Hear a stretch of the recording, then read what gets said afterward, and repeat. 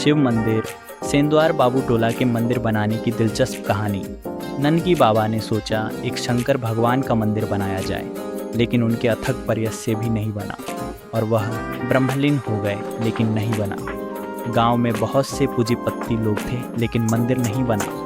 राम जानकी मंदिर के महंत अवधेश दास थे। उन्होंने भजौना के मंदिर और राम जानकी मंदिर दोनों ही मंदिर के महंत थे। उन्होंने एक बार मंदिर, राम जानकी के पुजारी और गांव के गणमान्य व्यक्ति से बातचीत कर शिव मंदिर का शिलान्यास किया और मंदिर बनाने की संकल्प करे। लेकिन यह बात गांव वालों को पसंद नहीं आया और गांव के ही कुछ लोगों ने ही मीटिंग करके कमेटी बनाया और मंदिर निर्माण के कार्य करने की सोचा और अथक प्रयास के बाद मंदिर का कार्य शुरू किया गया।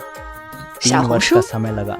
इस मंदिर में दानी दाता ने भी बहुत मदद किया। सांसद fund, ML fund, MLC fund, गांव के बहुत लोगों ने लाख रुपए दिया। जिसकदानी फंड चार्ट बोर्ड पर अंकित किया गया है।